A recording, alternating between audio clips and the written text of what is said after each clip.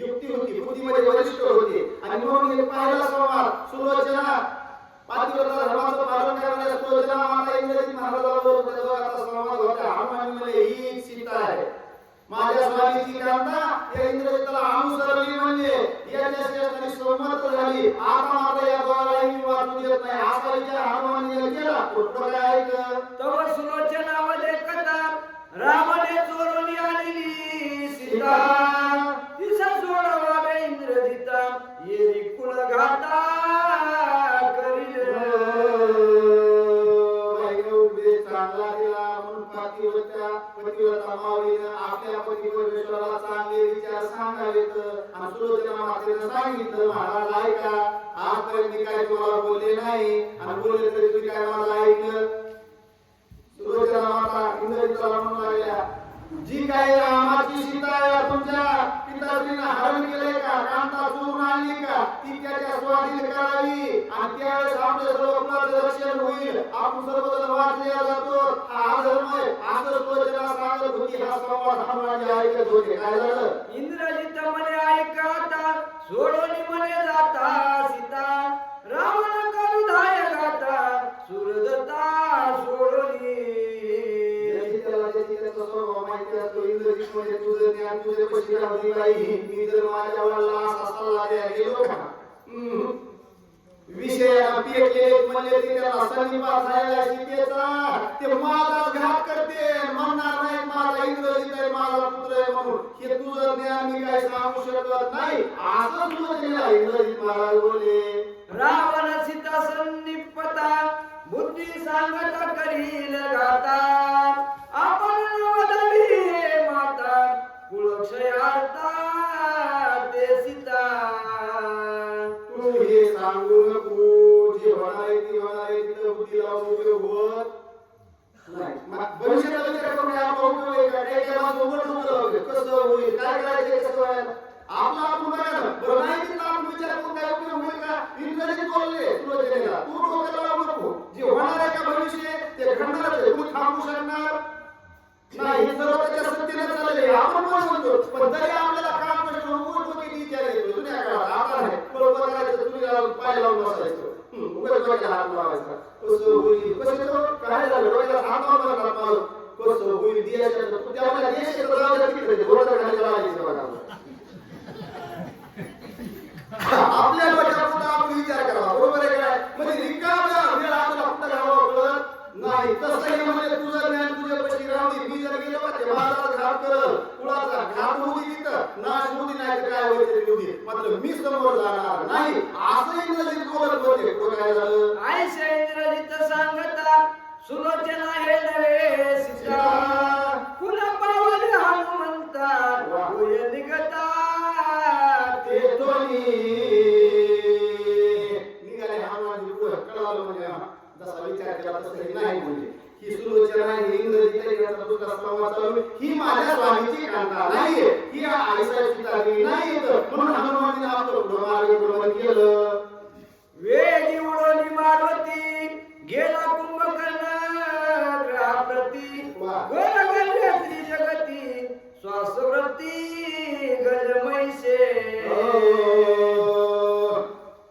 काय झालं म्हणजे कुणाच्या ग्रहाप्रती गेले पुढचं बोल पाहिलं प्रवेश केला कुंभकर्ण महाराज घोरत होते घोरणाऱ्या माणसाची झोपी येतं नाही बरोबर आहे पोहायला चालू केलं. हे कुंभकर्ण असं घोरत होते महाराज त्रिभुवनामध्ये त्याचा आवाज जात होता आणि ते श्वासोश्वास चालत होता का बाहेर सोडला आपल्या आतमध्ये बाहेर जेवढे आहेत तेवढे मध्ये काय काय होतं तिथं म्हशी रेडे गाई वाघ सिंह सगळे ओढून येत होते. कोण कुंभकर्ण महाराज आम्हाला काही भेटते महाराज काही कसं सांगतात महाराज भगवान बाबाला लिहून ठेवले त्याच्यामध्ये नवरस येतं मग आतिशोकी रस आहे का कोणता रस आहे बरोबर आहे काय नवरस हवी सांगू याच्यात नवरस येतं नवरसामध्ये भावार्थ रामाने मग तिथं रूपक घेऊन बाबाला सांगितलं मग नाक तेवढं असं कुंभकर्णाचं गाई म्हशी जर मध्ये जात होत्या मध्ये गेले पुन्हा बाहेर निघत नव्हते. श्वास घेतला की मध्ये आणि श्वास पडला की बाहेर निघायच्या टायमाला अडकून बसायचं चरपडा व्हायचा कुणी अडकून पळायचं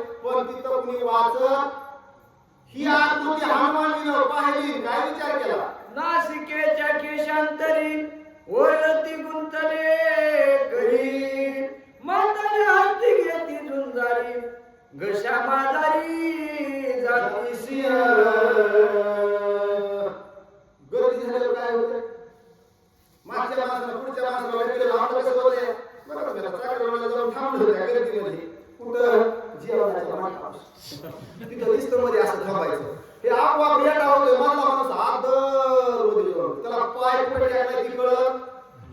इथं तसं झालं मला. हे सर्व वळलेले काय होते? मध्यंतरी होते का? त्या आल्हादमध्ये जाऊन घशामध्ये जाऊन पोहोचायला लागले. बाहेर निघायचा प्रश्नच नाही. मग सिंह किती अडकले, कोल्हे किती, वाघ किती, लांडगे किती, रानमाशी किती, काय त्याचा विचारच नाही. अशा अवस्थेचं बोलणं कुंभकर्ण महाराजाचं ही आकृती हनुमानीने पाहिली. काय वाटलं असतं? प्रबळ देखोनी कुंभकर्णार्थ हनुमान मध्ये जीवांत याचा पावया पुरुषार्थ प्रथम युद्धार्थ मी करीन. हनुमानीने विचार केला म्हणजे आकृती त्याला दष्टपुष्ट दिसतीये. अशा पैलवानाबरोबर कुस्ती करायला मजा येईल जरा म्हणजे आपल्याला अनुभवी. आणि कुस्ती तशीच असावी. बरोबर आहे का नाही? संगणकावर खेळा. कुस्ती जर केली का काहीतरी कुस्ती केल्यासारखं वाटावं. बरोबर आहे का नाही? मग हनुमानाने विचार केला एवढ्या मोठ्याला बोलतोय याची सर्व अशी अवस्था आहे. त्याला या आवडते शरीर आहे. याच्याबरोबर आपण याचा पराक्रम पाहायला हरकत नाही. आलो तर काही ना काही याचा प्रसाद आपण याला आपला प्रसाद देऊन जाऊ किंवा याचा घेऊन जाऊ. याचा काही यांच्याकडे येणार नव्हता. हनुमानीने मनात विचार केला सुरुवात याच्यापासून करू म्हणजे याच्याबरोबर याचा युद्धच करू. काय केलं? नाही दातवन पाणी वेखंडल्या दंत श्रेणी उकी उठली पोहाची गाणी कंटाळवली कपी गेला. कसे कंटाळा येतो? काय वर्णन सांगितलं राघवानं?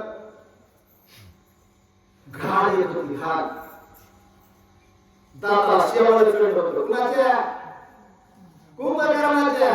कुंभकर्ण. बरोबर आहे का नाही? नावच त्याचं कुंभकर्ण. आता कुंभकर्ण म्हणजे त्याचे कान काय होते माहिती का? मोठाली होती. कर्ण नाव त्याच्यावर पडलं होतं. आणि कुंभासारखं म्हणजे घागरीसारखं सर्व हे असतं शिश होतं त्याचं. मुख होतं म्हणून कुंभकर्ण. आता याला सुग्रीव युद्धाच्या ठिकाणी युद्ध काळामध्ये विकर्ण याचं नाव होणार आहे. कारण याचे कान मी छातीवर बसून सुग्रीव महाराज नाही शकत येतं. म्हणून पुन्हा त्याला कुंभकर्ण नाही विकर्ण अवस्था होती. पण इथं म्हणजे काय दाताला शेवाळ चढलेलं नाका वाटाच्या ठिकाणी असताना विचारूच नका बोलत होता कोण. ही सर्व अवस्था हनुमानीने पाहिली. कंटाळा म्हणून सुचिरभूत अवस्था पाहिली. बरं का? काही काही म्हणतात काय मला सांगा देवाकडे जायचं बरोबर कसं जावं? प्रसन्नतेनं जावं का? बरोबर आहे का नाही? काही माणसाला सवयच असते. स्वभावच जात नाही. बँकेत कोटीत धोत्राला गाठी. आणि चांगलं राहणं हा मनुष्य येत नाही का माणसाला? भगवंताकडे जायचं प्रसन्न असावं. आपल्या अंगावर व्यवस्थित कपडे असते. कसं वाटते आपल्याला? प्रसन्न वाटतं का नाही? आणि अंगावर कपडे 4 दिवस 8 दिवस धुवून दिले नाही तसे आपल्याला कसं वाटतं? हनुमानजीने नुसती आकृती पाहिली महाराज. किळस पाणी आली म्हणजे पायाला गडीनाराला बाबाला काय कंटाळा होता का नाही? आळस नव्हता काय? पायाची आकृती गडली काय बोलतोय काय याच्या नाकावर घाण सुटली म्हणजे याच्या दाताला शेवाळ चढलंय. असं किळस आली हनुमानजीला. काय केलं? विभीषणाचे मंदिरी शोधू जाता सीता सुंदरी कीर्तनाचे जगदरी सुखवानरी उलतळे. लंकेमध्ये पण इथं गेलं तर तिथं म्हणजे काय काय झालं प्रोग्राम चालू. हनुमानजी म्हणल्या 400 वर्षाचा समोर उल्लंघन केला तरी इथं माझ्या स्वामीचा भक्त रामाचं नामस्मरण भजन ऐकायला आनंद वाटला ना. एका वैष्णवाला दुसरा वैष्णव भेटल्यावर पंढरीच्या लोका नाही अभिमान आणि पाया पडे जन एकमेका. माऊली माऊली म्हणजे काय? माऊली शिवपुरी बोलता का? दिंडीत तसंच आहे. माऊली माऊली माऊली मूर्तीला राहुली. इकडून भक्ताला त्याच्यात हटका गट करून लागले. दिंडी का? मला सांगायचा उद्देश असा इथं विभीषणजीच्या घरामध्ये भजन ऐकायला हनुमानजीला आनंद वाटला. कुणीतरी काही का असला पण आपल्या मज भेटो कोणी माझी आहे जातीची आहे. इथं आपल्या जातीचं कुणीतरी आहे म्हणजे या जातीचं इथं रामाचं भजन ऐकू येते नामस्मरण ऐकू येते. विभीषणाच्या त्या बोलामध्ये हनुमानजीला आनंद वाटला. काय केलं? लाल चंद गीत नृत्य ऐकता श्रीराम चरित्र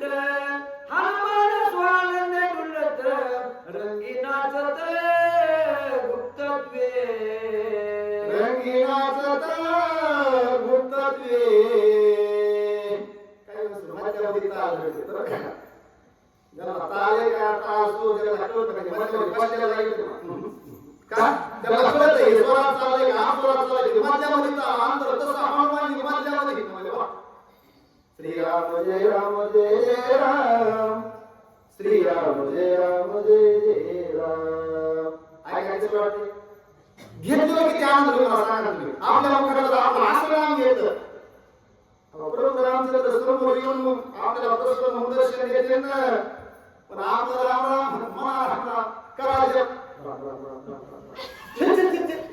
राम हे काय काम असा जो चालत नाही महाराज हनुमानजी म्हणजे रंगीच्या ठिकाणी भजन ऐकून लागलं प्रभू रामचंद्राचं चरित्र हम कथा सुनाते राम सकल गुण नाम की ये रामायण है प्रभु श्री राम की म्हणजे काय तुम्ही ऐकायला पण किती पूर्ण आहे मला येते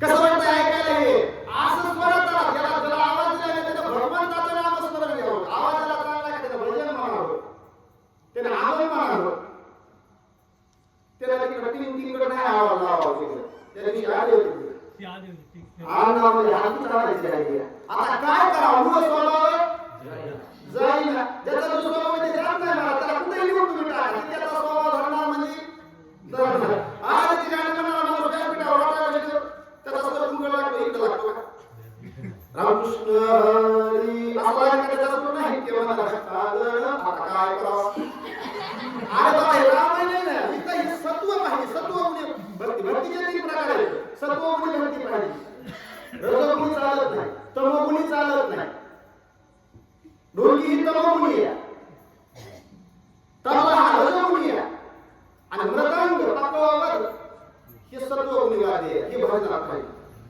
आता चला ते आपला विषय आहे मनमानी चालले ते तबला काय काय सिंदर काय काय काय त्याला बरंच आहे मला पण उगा कानाला वळला ते नाही लावणी मृदंग श्रुती ताल बसतो शेवू परंपरा आवडी मान्य तुम्हाला श्रुती रचना याला मान्यता लागली ही म्हणजे बिना मृदंग ही आसावच म्हणतात आता पीटी साला हे आपल्या प्रमाण चालू करायला लागलं पाहिजे तालाला लागलं पाहिजे पीटी पुन्हा आली पीटी चालू येत नाही चला इकडं आपल्याला जाण्याची गरज नाही हनुमानला आनंद झाला प्रभूचं चरित्र ऐकलं नृत्य करू लागले आजच्या आतमध्ये ताल झाला काय केलं लंका घेतली रघुपती विभीषण लंकाधिपती करणे निश्चय हनुमंती निश्चयार्ती निश्चय